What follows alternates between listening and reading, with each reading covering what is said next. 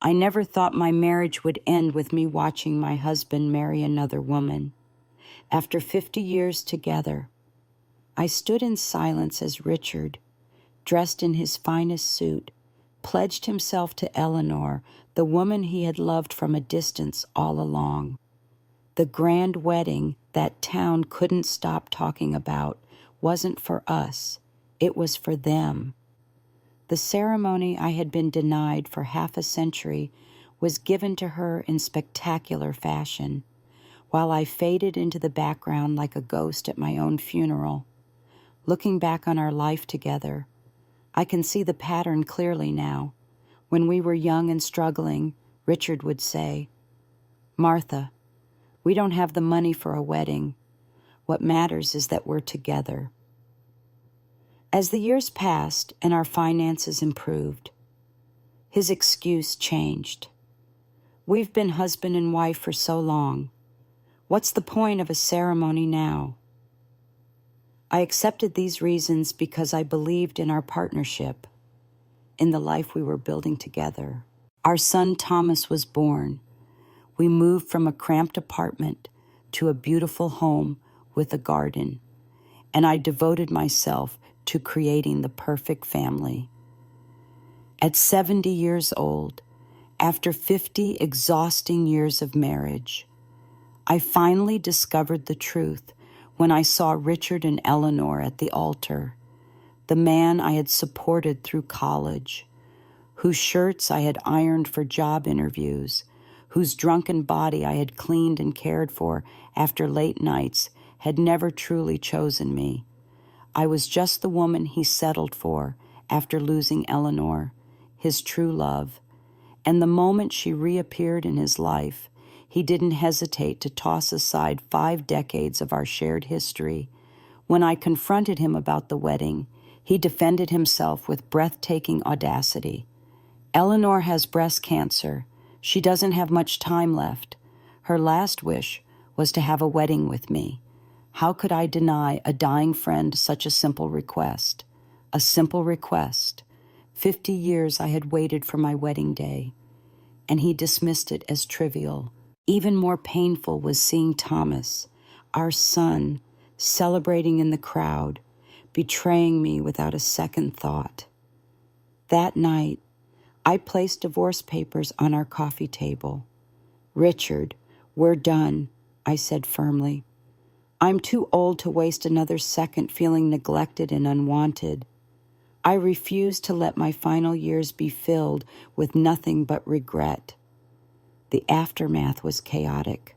Thomas accused me of being unreasonable and selfish. "Who's going to cook? Who's going to clean? Who's going to take care of little Jacob?" he demanded, seeing me as nothing more than the family's unpaid housekeeper. In that moment, I realized I had raised a son who viewed my worth only through what I could do for him. The boy who once promised to protect me had become the man who hurt me most deeply. Walking away was the hardest and best decision I ever made. With just one suitcase, I left behind 5 decades of memories and returned to an apartment still in my name. For the first time, I began living for myself. I traveled to places I'd always dreamed of seeing, made wonderful new friends who valued me for who I was, not what I could do for them. I discovered passions and interests that had been buried under years of catering to Richard and Thomas's needs. Meanwhile, my absence revealed what I had suspected all along: they had never appreciated me. Eleanor couldn't cook, clean, or care for Thomas's son properly. Their perfect arrangement fell apart without me there to hold everything together. When they crawled back, begging me to return, I stood my ground. Richard's eventual stroke brought me to his hospital bedside one final time, where he asked for my forgiveness and whether I would marry him again in another life. My answer was simple: no. In my next life, I will marry someone who loves me, not someone whose heart belongs to another. And now, as I dance in the arms of Fernando, a kind widower who shows me what genuine affection feels like.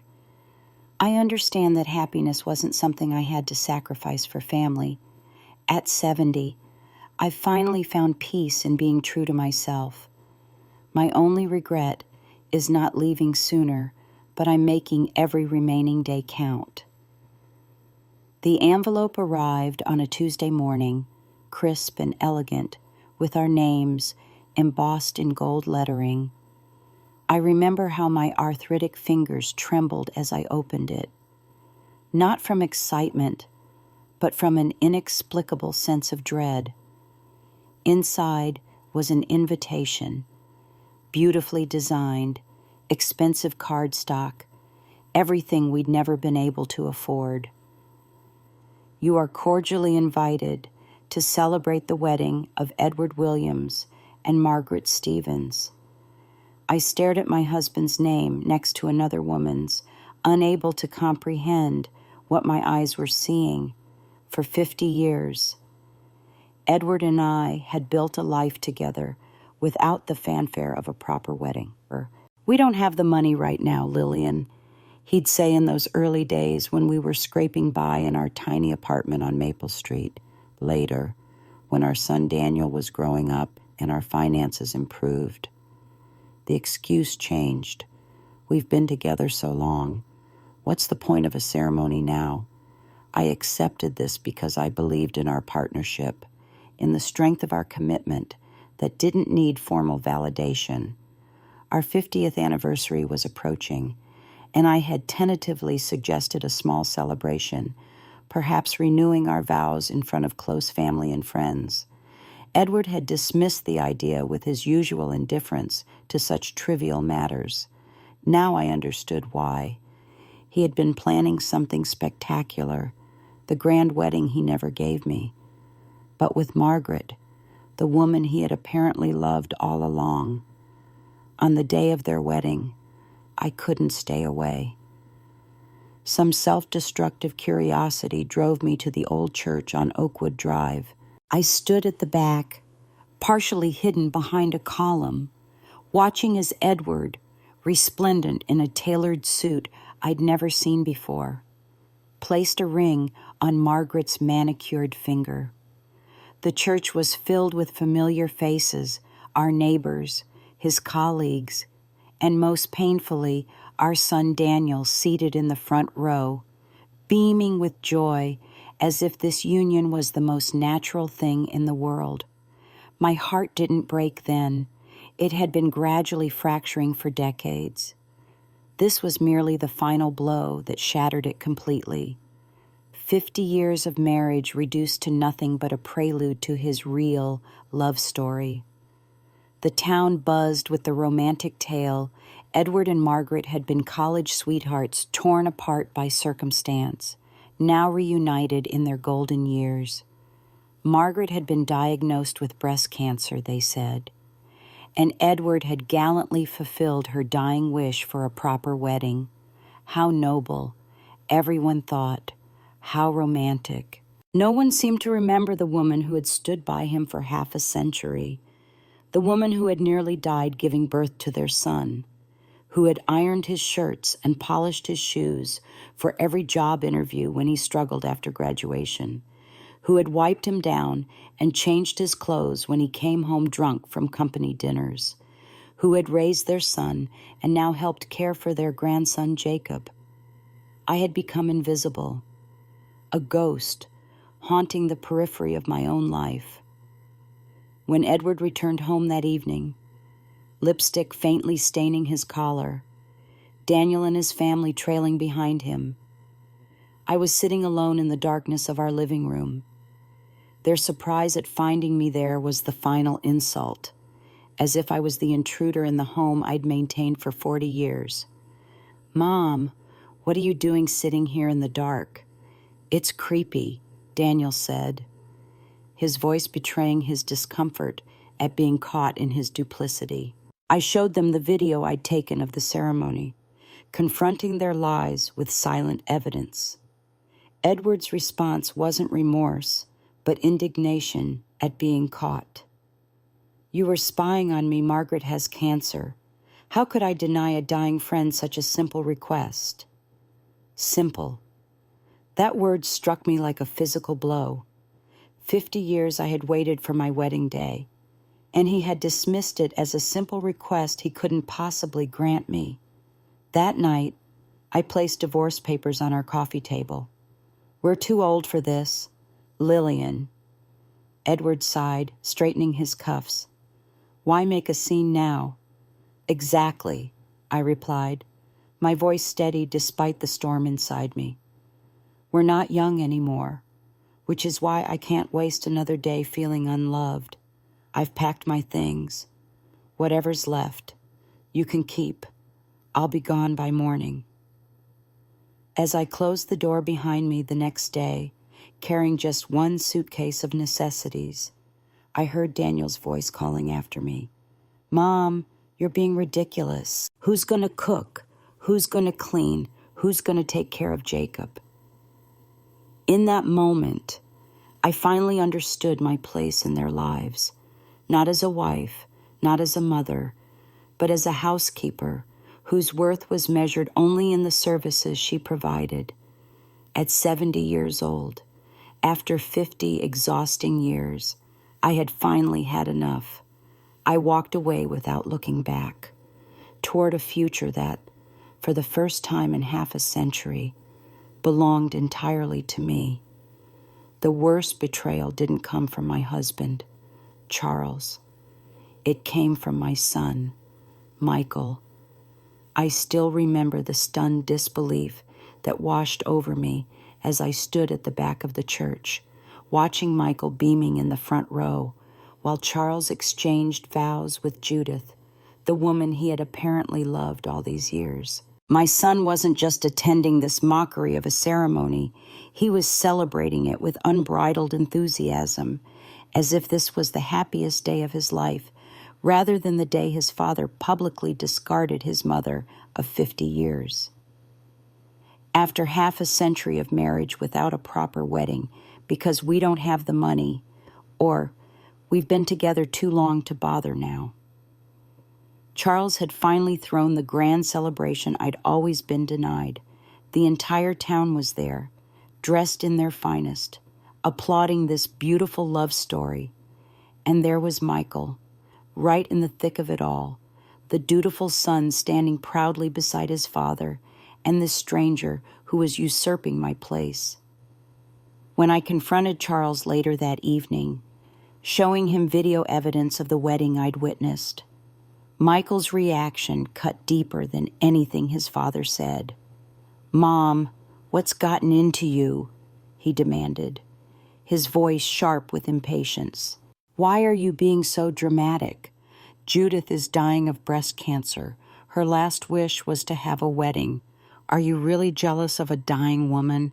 That's just pathetic." I hadn't even spoken yet, but Michael had already chosen his side. The child I had nearly died bringing into this world, amniotic fluid embolism, the doctors called it. A miracle we both survived, had become a man who could look at his own mother with contempt. The little boy who once swore to protect me when he grew up now stood there, defending the woman who had helped destroy my marriage. "Look at what you did." Charles sighed after Michael stormed out with his family, taking my 1-year-old grandson Jimmy with them. "You just had to bring this up in front of everyone. Now the whole house is upset." That night, I placed divorce papers on our coffee table. Charles stared at me, surprised by my resolve after decades of acquiescence. The next morning, as I wheeled my suitcase toward the door, Michael was already up.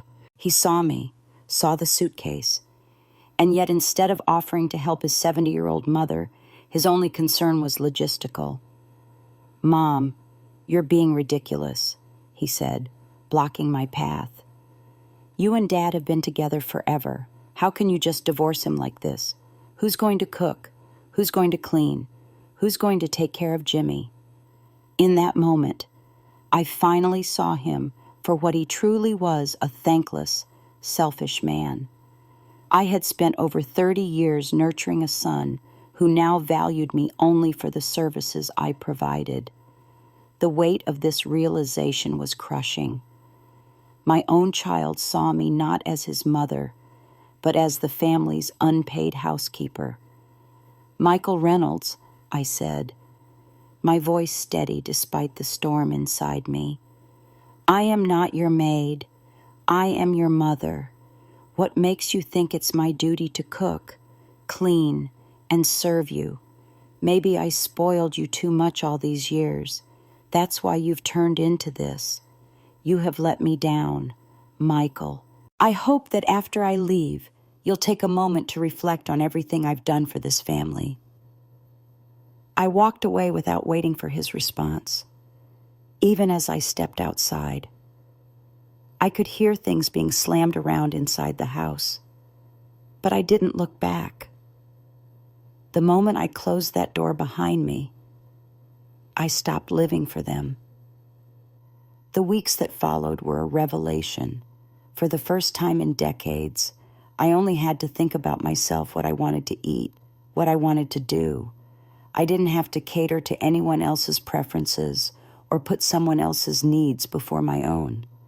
I reconnected with old friends, made new ones on a group tour I impulsively booked, and gradually began rediscovering who I was beyond being Charles's wife and Michael's mother. Michael wouldn't stop pestering me at first. He sent message after message, telling me I was too old to think clearly, that I was embarrassing the family by insisting on this divorce, that I would regret it one day. When none of this worked, he switched tactics, claiming that Judith was gone and I could come home now.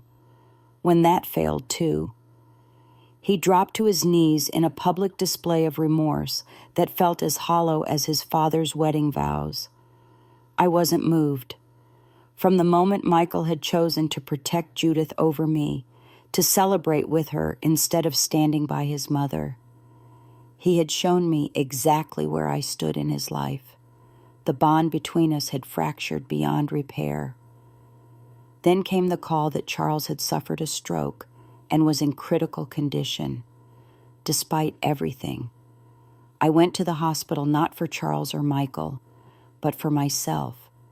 I needed closure before I could fully embrace my new beginning. Standing beside Charles's hospital bed, I finally said the words I had been holding back for 50 years. "I don't hate you.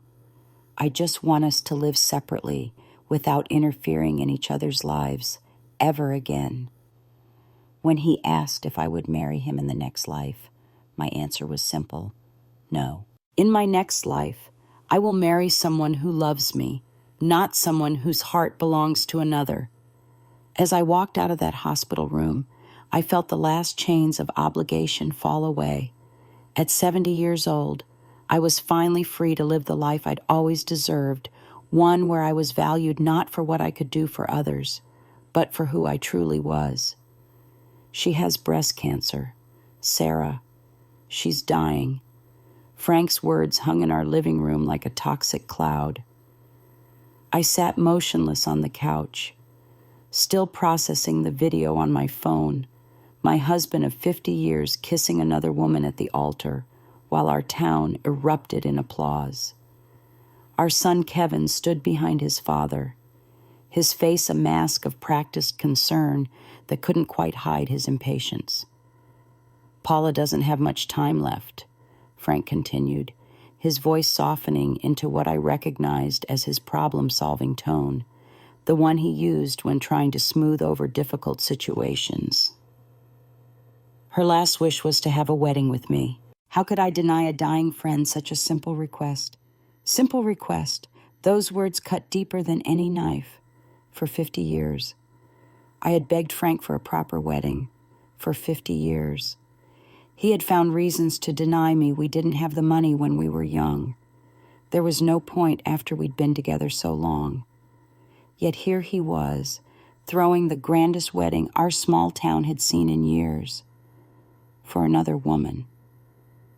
"We didn't tell you because we didn't want you to overthink it," he explained. snatching my phone and deleting the video. We didn't want you to get upset over something so insignificant. Insignificant. My throat tightened.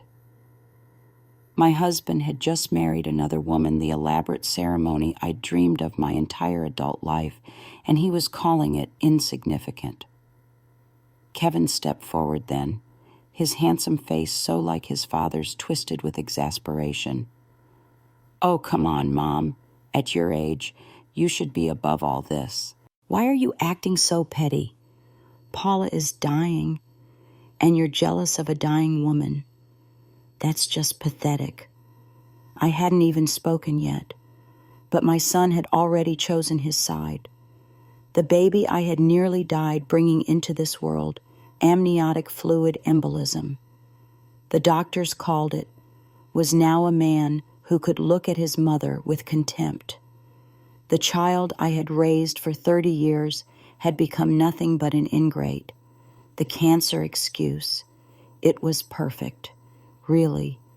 Who could argue against a dying woman's final wish? Who would dare question such a noble act of compassion? Certainly not our friends, not our neighbors, and evidently not our son. What kind of monster would I be to object? But something didn't add up.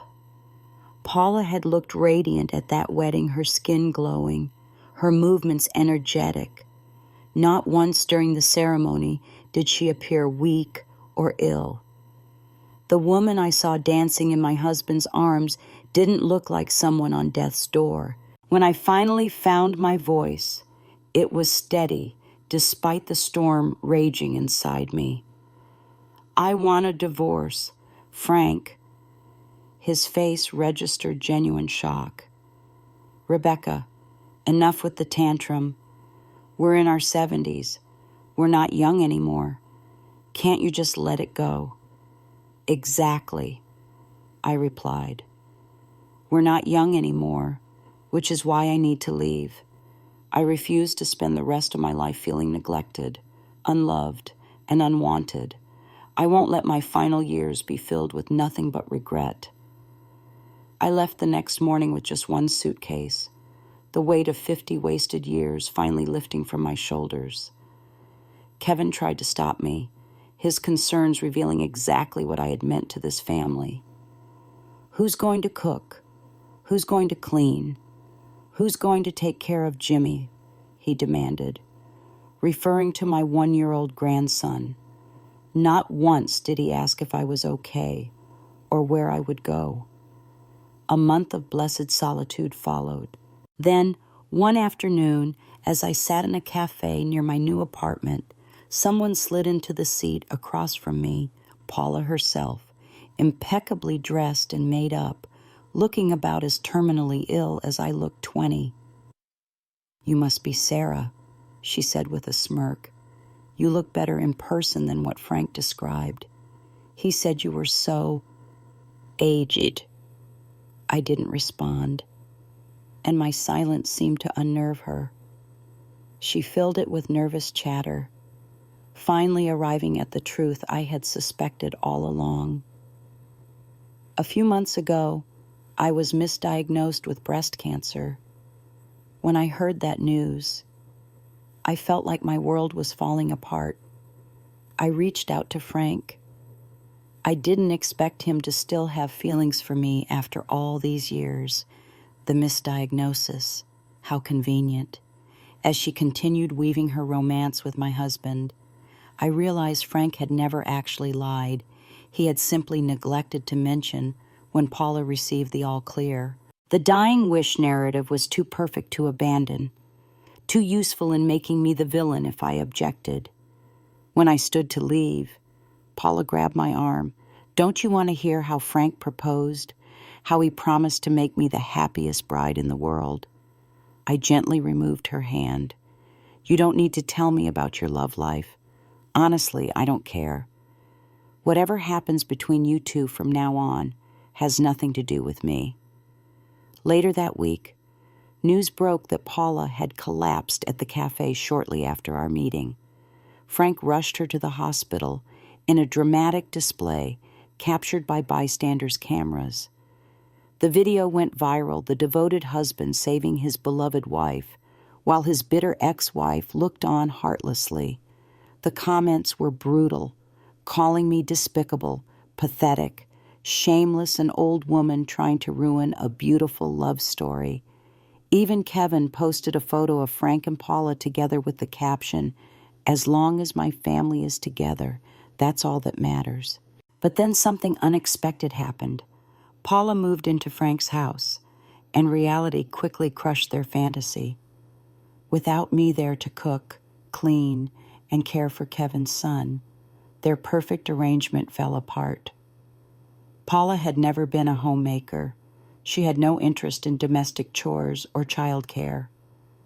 The facade crumbled completely when she prepared my grandson's formula with boiling water, sending the baby to the emergency room. The argument that followed was captured on video by another hospital visitor, and suddenly the internet saw the truth. As for me, I was too busy dancing with Robert, a charming widower I'd met at the local community center, to care about their drama.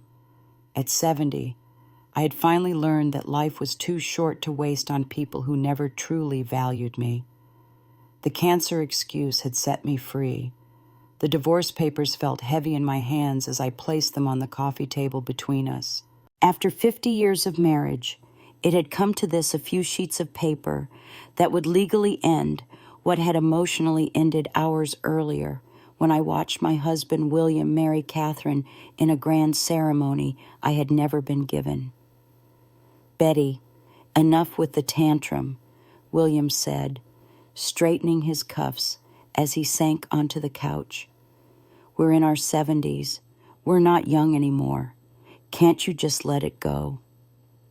His dismissal of my feelings was so typical, so expected after half a century of marriage, that I almost laughed. Instead, I found a calm, clear voice I barely recognized as my own. "Exactly, Sid," I replied.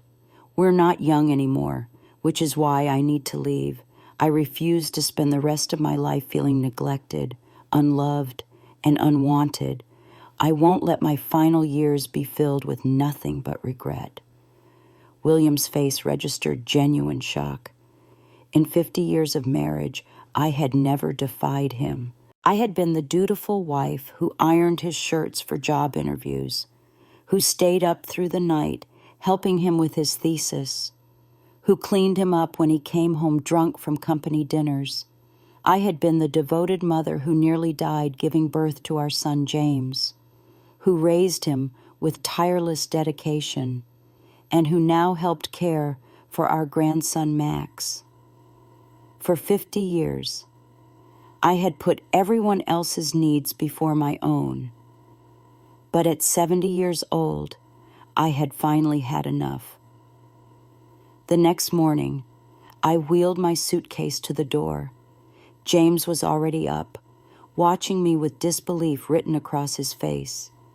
He saw me, saw the suitcase, and yet instead of offering to help his 70-year-old mother carry her things, his only concern was practical. "Mom, you're being ridiculous," he said, his voice sharp with accusation.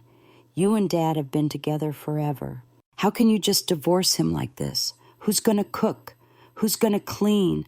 Who's going to take care of Max?" The weight of his words crushed something inside me.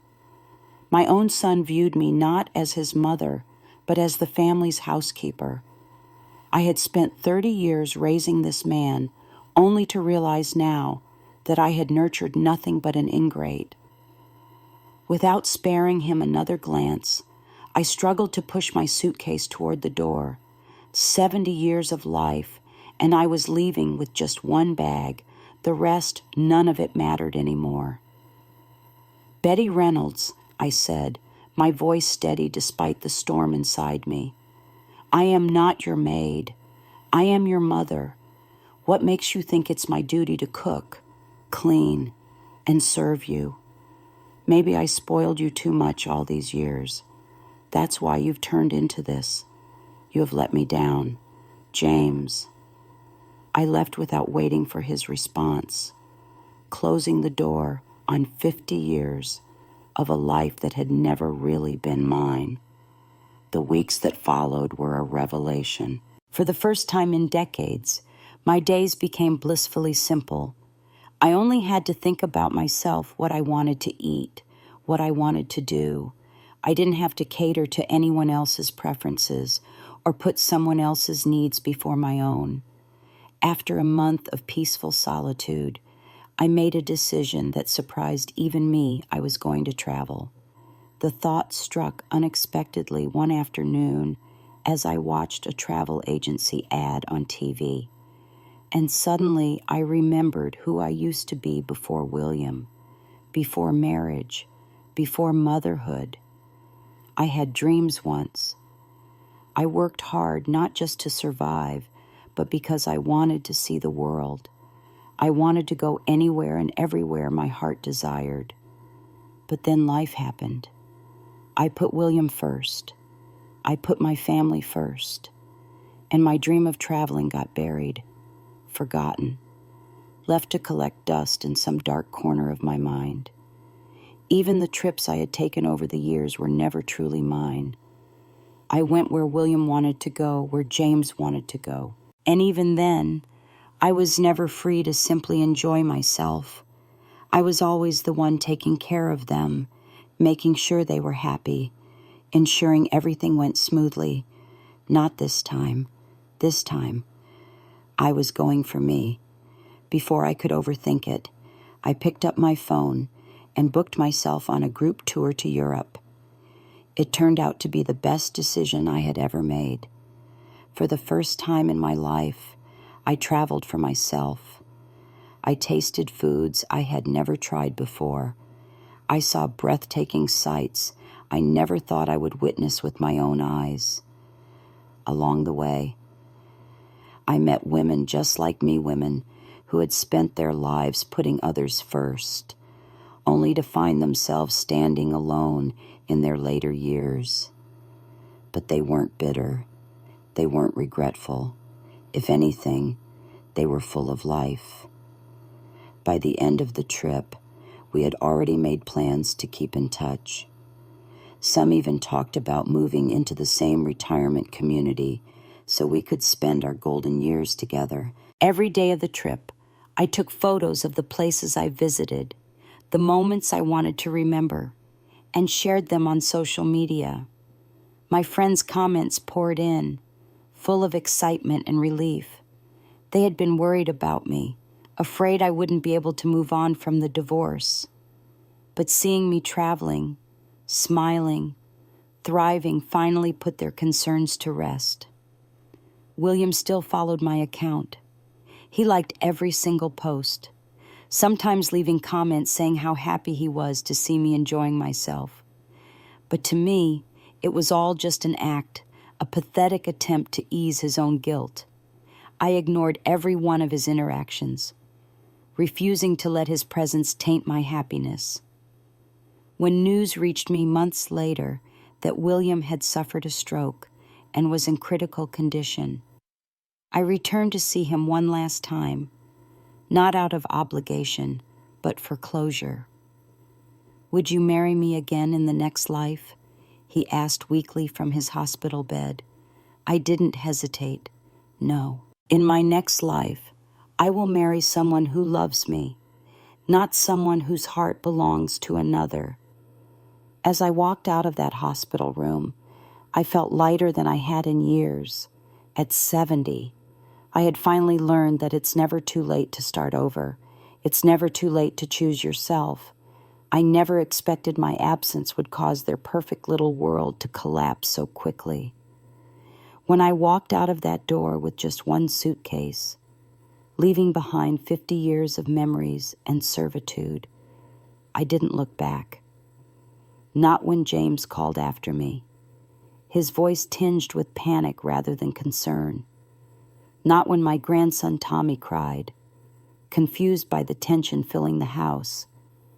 And certainly not when Bill, my husband of 5 decades, simply stood there, watching me leave as if I were a stranger departing after overstaying my welcome.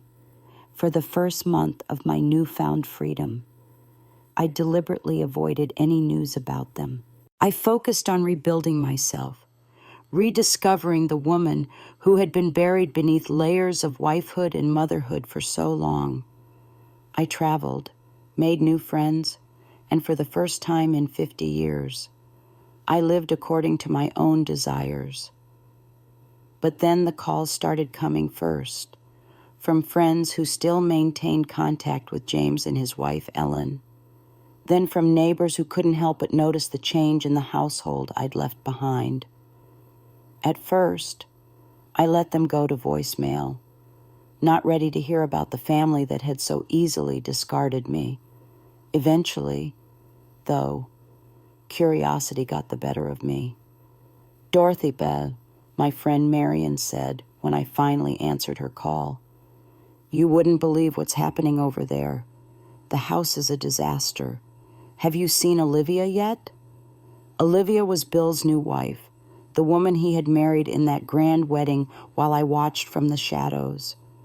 "No," I replied curtly, "and I have no intention of seeing her."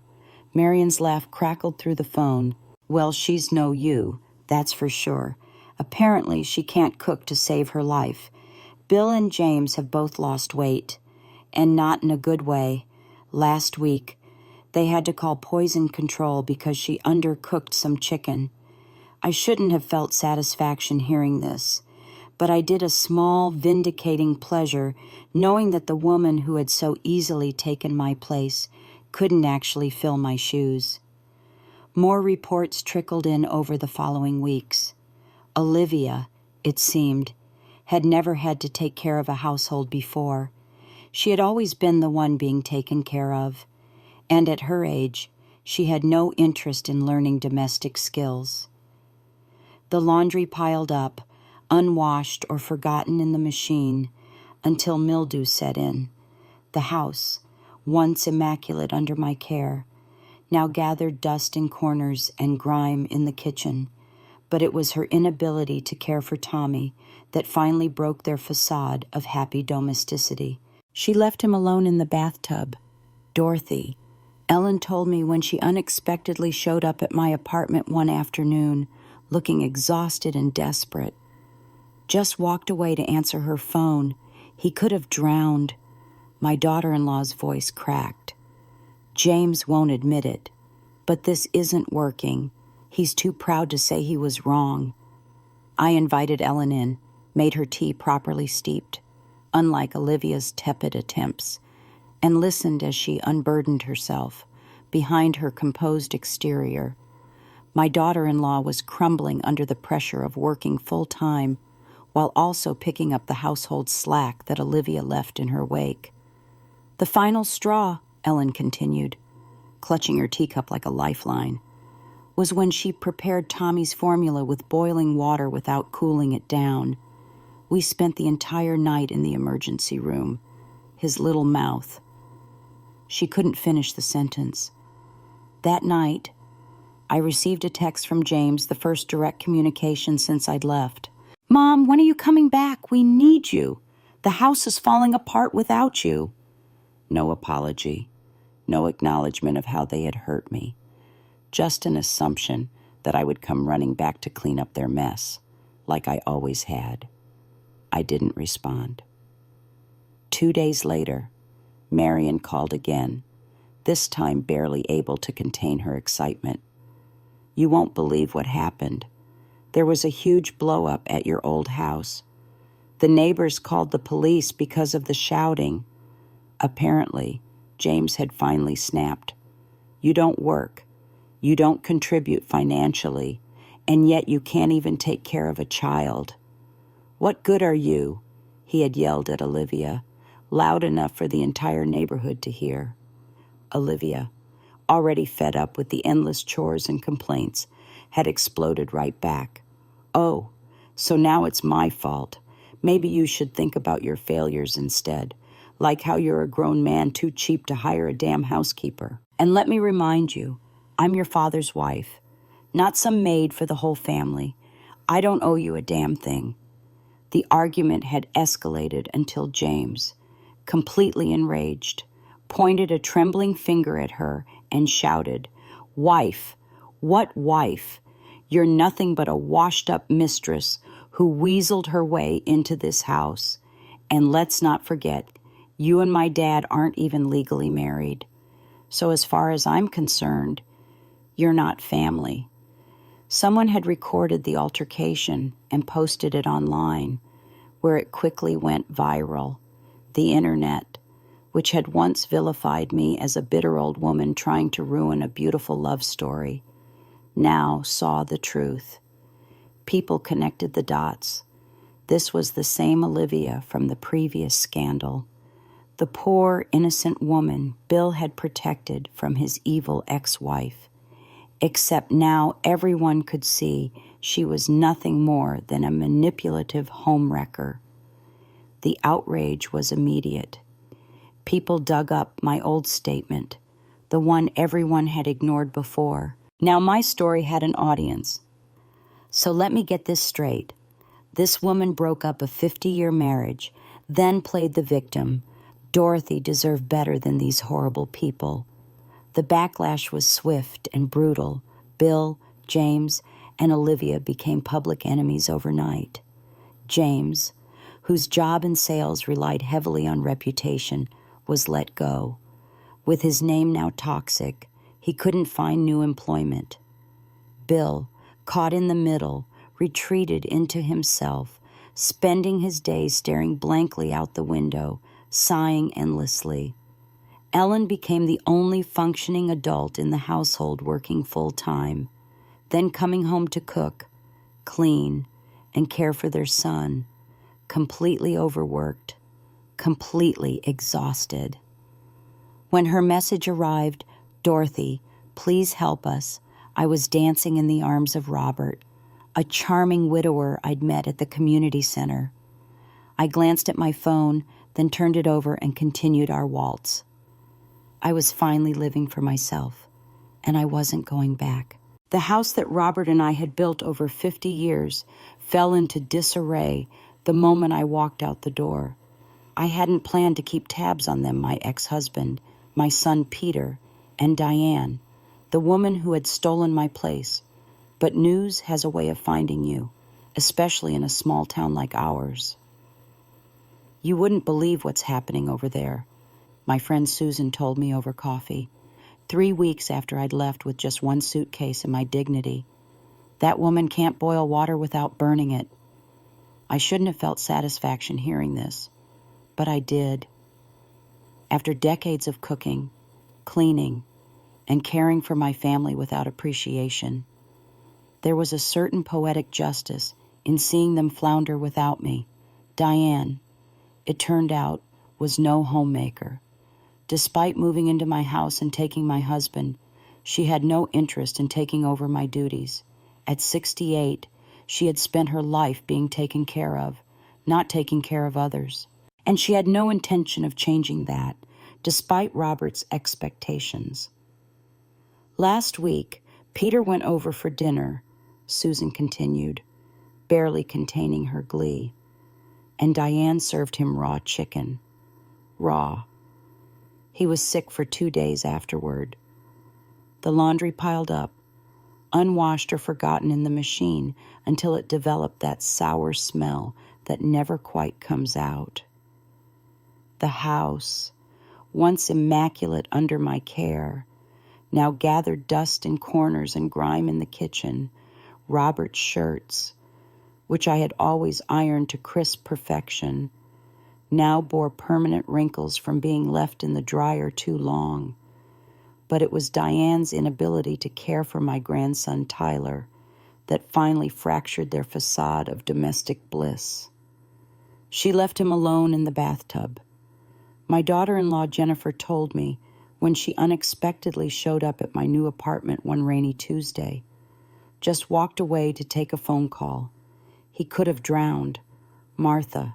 Her voice cracked as she spoke, the weight of her worry evident in the dark circles under her eyes. Jennifer had been working overtime to compensate for Peter's recent job troubles, coming home to a house in disarray and a husband increasingly agitated by his father's new wife. She was exhausted, stretched thin by responsibilities that had once been invisibly shouldered by me. The final straw, she continued, clutching her teacup like a lifeline, was when Diane prepared Tyler's formula with boiling water, didn't let it cool first. My baby's mouth. She couldn't finish the sentence, her eyes filling with tears. We spent the whole night in the ER. That evening, I received my first text from Peter since I'd left Mom. When are you coming back? We need you. The house is falling apart without you. I didn't respond. There was no apology, no acknowledgement of how they had hurt me, just the expectation that I would return to clean up their mess, as I always had. 2 days later, the situation erupted. Peter, already stressed about his precarious employment status, confronted Diane about her domestic shortcomings.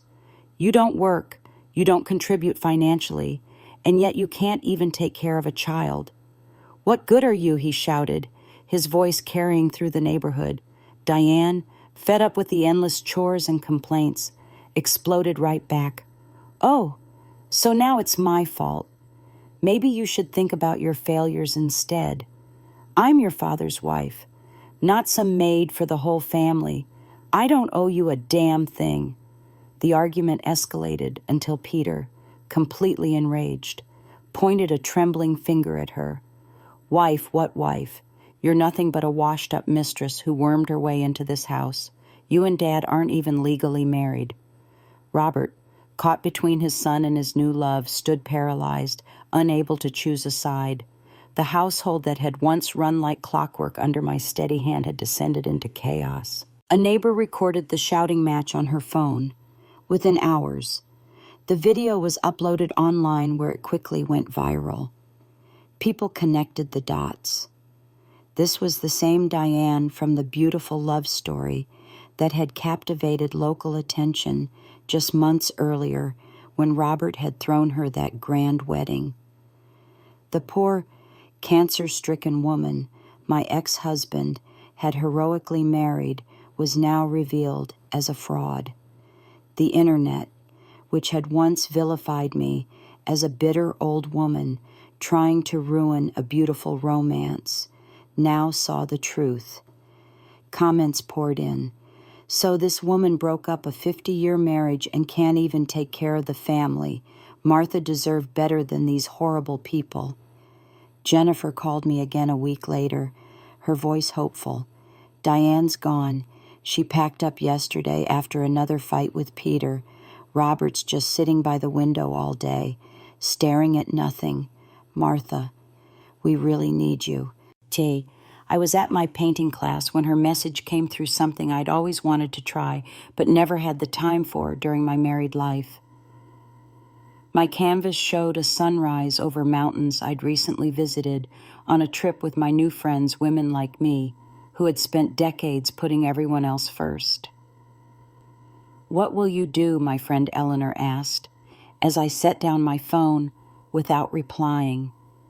I dipped my brush in a brilliant orange, adding another streak of light to my painting. Keep living, I said simply, and turned my phone face down on the table. For the first time in 50 years, the chaos in that house was no longer my responsibility to fix. I had finally learned that I wasn't just a wife, a mother, or a grandmother. I was Martha Coleman, a woman with dreams of her own. And at 70, I was just getting started. The travel brochure sat on my kitchen table, its glossy pages open to a vista of crystal blue Mediterranean waters and ancient stone buildings perched on cliffs. I'd passed the local travel agency every day for 20 years, but had never stepped inside until now. With trembling fingers, I picked up my phone and did something I'd never done before. I booked a trip just for me. At 70, after 50 years of marriage to Jack, I was finally putting myself first. The thought struck me unexpectedly that afternoon as I sat in my quiet apartment, watching a travel show on TV. Suddenly, I remembered who I used to be before Jack, before marriage, before motherhood. I had dreams once. I worked hard not just to survive, but because I wanted to see the world. I wanted to travel, go anywhere my heart desired. But then life happened. I put Jack first. I put my family first. And my dream of traveling got buried. Even the trips I did take over the years were never truly mine. I went where Jack wanted to go, where our son Daniel wanted to go. And even then, I was never free to simply enjoy myself. I was always taking care of them, making sure they were happy, ensuring everything went smoothly. I was the one who packed the suitcases, remembered the passports, made the hotel reservations, navigated the foreign subway systems, translated the menus, and kept everyone fed, comfortable, and on schedule. Not this time. This time, I was going for me. Before I could overthink it, I signed up for a group tour to Europe. It turned out to be the best decision I'd ever made. For the first time in my life, I traveled for myself, in Rome. I wandered through ancient ruins at my own pace, not rushing to accommodate someone else's schedule. In Paris, I lingered over coffee at sidewalk cafes, watching the world go by without feeling guilty about wasting time. In Santorini, I watched the sunset paint the white buildings gold, thinking only about the beauty before me rather than whether everyone else was having a good time. I tasted foods I had never tried before, savoring flavors without having to consider Jack's limited palate. I saw breathtaking sights that I never thought I would witness with my own eyes: the Sistine Chapel ceiling, the lavender fields of Provence, the turquoise waters of the Greek islands. And for once, I didn't have to experience these wonders through the lens of someone else's enjoyment. Along the way, I met women just like me, women who had spent their lives putting others first, only to find themselves standing alone in their later years. But they weren't bitter. They weren't regretful. If anything, they were full of life, with a zest for experience that many younger travelers lacked. We shared stories over dinner each night. Marjorie had left her husband of 45 years after discovering his affair. Elaine was a widow finding her way after losing her partner of 6 decades. Susan had been divorced for years, but had only now found the courage to travel abroad. By the end of the trip, we had already made plans to keep in touch. Some even talked about moving into the same retirement community so we could spend our golden years together. We had formed a sisterhood of sorts, bound not by blood, but by shared experience and mutual understanding. "I don't think I've ever laughed so much," said Elaine one evening as we shared a bottle of wine on our hotel balcony in Florence. The Italian sunset cast a golden glow over her face, emphasizing the joy that had replaced the sadness I'd first noticed in her eyes. "Me neither," I replied, realizing it was true. "It's like I've been holding my breath for 50 years, and I'm finally learning to breathe again." Every day of the trip, I took photos of the places I visited, the moments I wanted to remember. I shared them on social media, something Jack had always scoffed at as showing off. My friends' comments poured in, full of excitement and relief. They had been worried about me, afraid I wouldn't be able to move on from the divorce. But seeing me traveling, smiling, thriving, finally put their concerns to rest. Jack still followed my account. He liked every single post, sometimes leaving comments saying how happy he was to see me enjoying myself. But to me, it was all just an act, a pathetic attempt to ease his own guilt. I ignored every one of his interactions.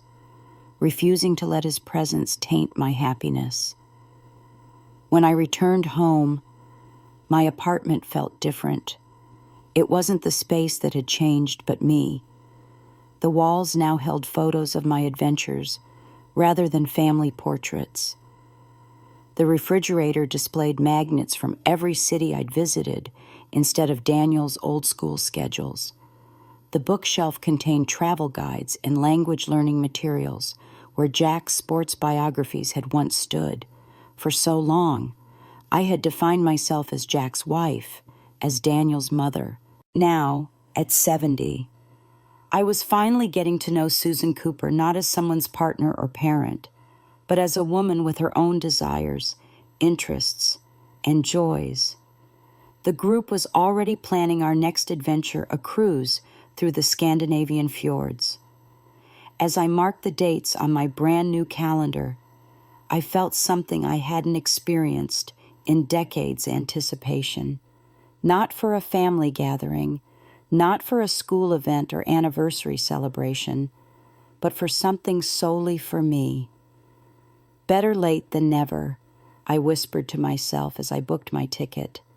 No longer afraid of the journey ahead, both the one that would take me across oceans and the one that was leading me back to myself. The antiseptic smell of the hospital corridor hit me as I stepped off the elevator. The fluorescent lights cast a harsh glow, making everyone look sickly and pale. I hadn't planned to be here today. I hadn't planned to see Walter again at all. "Mom, please come with me to the hospital." My son Eric had begged over the phone, his voice cracking. "Dad had a stroke. He's in critical condition. The doctor says he might not make it." Despite everything, despite the betrayal, the public humiliation, the 50 wasted years, my heart still faltered for a second. I had spent half a century by Walter's side. Even if he had hurt me, even if I no longer loved him, I couldn't deny what we had once shared. Now, as I approached the ICU, I found myself torn between the past and the present. Should I go in? Should I even care? My new friends had encouraged me to make my own decision. "Rebecca, if you want to go, then go," they had said. "We know you've moved on, but that doesn't mean you can erase 50 years overnight. Seeing him one last time won't change the life you've built now. But if you don't go, you might regret it later." They were right. I wasn't doing this for Walter. I was doing it for myself. Eric was waiting outside the room, his eyes red and swollen from crying. My daughter-in-law Melissa clutched his hand, looking exhausted. When they saw me, relief washed over their faces. "Mom, thank God you're here," Eric said, reaching for me. I didn't respond. I just stared through the glass window at the man lying in that hospital bed. It had been months since I last saw Walter. And yet here he was, hooked up to machines, his frail body covered in wires and monitors, still unconscious. "Will you go in?" Melissa asked softly, clutching my hand. I didn't answer. I didn't step inside. I just kept staring at the man lying in that bed. To say I felt nothing would be a lie. 50 years of marriage, no matter how much pain it had brought me, couldn't be erased so easily. It wasn't love anymore.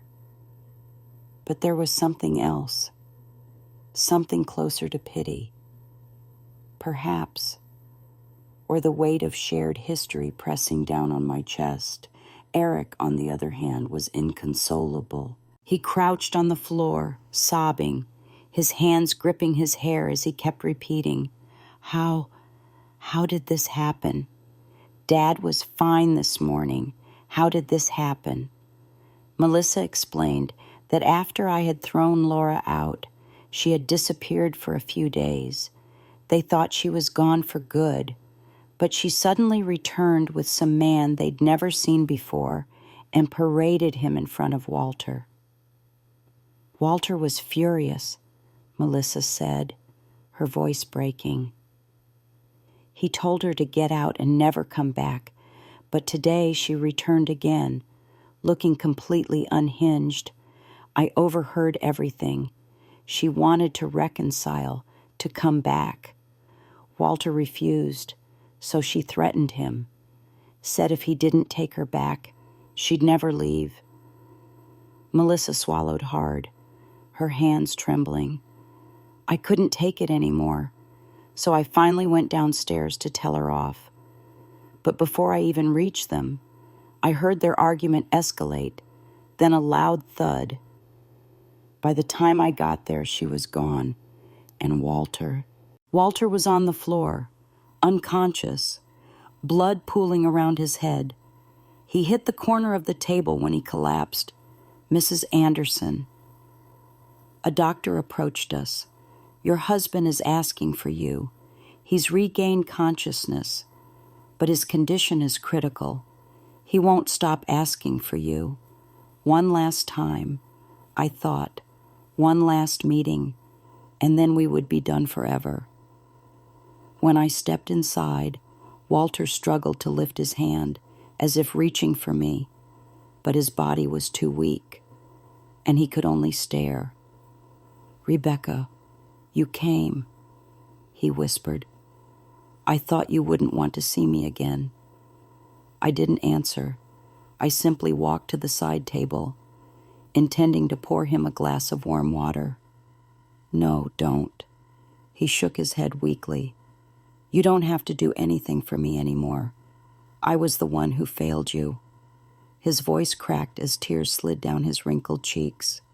Rebecca, all these days, I finally realized just how good you were to me. I was blind, selfish. I never appreciated you until it was too late. I set the cup down. There was no need for me to serve him anymore. Walter, I said, my voice steady, I know you want my forgiveness, but I'm not going to give it to you. His lips trembled. His eyes filled with regret. You wasted 50 years of my life. How could I possibly forgive that? I continued. I don't hate you either. I just want us to live separately without interfering in each other's lives ever again. Laura destroyed you, and you should focus on recovering and staying away from her. As for me, I'm doing just fine. I live for myself now. I eat what I want, go where I want, surround myself with people who truly care about me. I don't have to walk on eggshells anymore, and for the first time in my life, I'm happy. I wasn't lying. The smile on my face wasn't forced. This was the happiest I had ever been, and Walter noticed it too. His fingers twitched, but he said nothing. I turned to leave. Rebecca. I stopped, not looking back. Rebecca, if there's a next life, would you marry me again? I barely hesitated before answering. No. In my next life, I will marry someone who loves me, not someone whose heart belongs to another. Walter let out a broken cough, but he didn't argue. We both knew I had already moved on. Leaving the hospital, I felt lighter than I had in years. For so long, I had been bound by the weight of my past, by a marriage that had taken more from me than it had ever given, by a son who had chosen convenience over love, by a life that had never truly felt like my own. But now I was free, and for the first time, I embraced that freedom wholeheartedly. The very next day, I packed my bags. My friends and I had been talking for weeks about taking another trip together, and after everything, I knew there was no better time than now. We boarded a cruise ship bound for the Mediterranean, ready for new adventures, new experiences, and the joy of living life on our own terms. As the coastline disappeared behind us, I raised my glass in a toast. To new beginnings, I said, smiling at the women who had become my chosen family. To freedom, another chimed in, and to never letting anyone waste another second of our lives, I added with a laugh. Standing on that deck, with the ocean breeze in my hair and the sun warm on my face, I knew that the best part of my story wasn't behind me. It was just beginning. After 50 years of marriage to a man who never truly valued me, I've discovered that life's most beautiful chapter can begin at 70. While Harold hosted his grand wedding with Evelyn, the woman he'd secretly loved all along, I was busy packing a single suitcase, ready to walk away from decades of neglect. My son Bradley chose his father's side, seeing me only as the family's housekeeper rather than his mother, who nearly died bringing him into this world. But walking away became my salvation. For the first time, I traveled where I wanted, made friends who cherished me for who I am, and discovered passions I'd neglected for half a century. I found myself dancing in the arms of Raymond, a kind widower who shows me what genuine affection feels like. When Harold suffered his stroke and asked from his hospital bed if I'd marry him again in another life, my answer came without hesitation. No, in my next life, I will marry someone who loves me, not someone whose heart belongs to another. The joy I've found living authentically at 70 is greater than anything I experienced in 50 years of marriage. My only regret is not leaving sooner, but I'm making every remaining day count. My friends, the story I've shared today carries a powerful truth that took me 70 years to learn. It is never too late to choose yourself. So many of us, especially women of my generation, were taught that our worth comes from sacrifice, from putting everyone else's needs before our own. We believed that loving someone meant diminishing ourselves, that being a good mother, wife, or daughter meant erasing our own dreams. But true love, whether from a partner, a child, or a friend, should never require your self-erasure. It should never demand that you become smaller, quieter, or less vibrant. Real love creates space for you to grow, to shine, to become more fully yourself.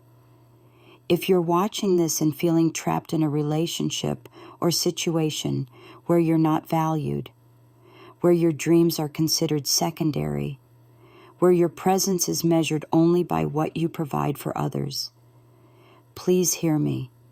You deserve more. It is not selfish to want happiness. It is not wrong to prioritize your well-being. And it is absolutely never too late to begin again. I started my true life at 70. You can start today. Whatever your age, if this message touched your heart, please share it with someone who might need to hear it. Leave a comment below about a time when you chose yourself or when you wish you had. And don't forget to subscribe to our channel for more stories that remind us all that our worth isn't determined by others' validation, but by the courage we find to live authentically. Remember, the most important relationship you'll ever have is with yourself. Make it a loving one.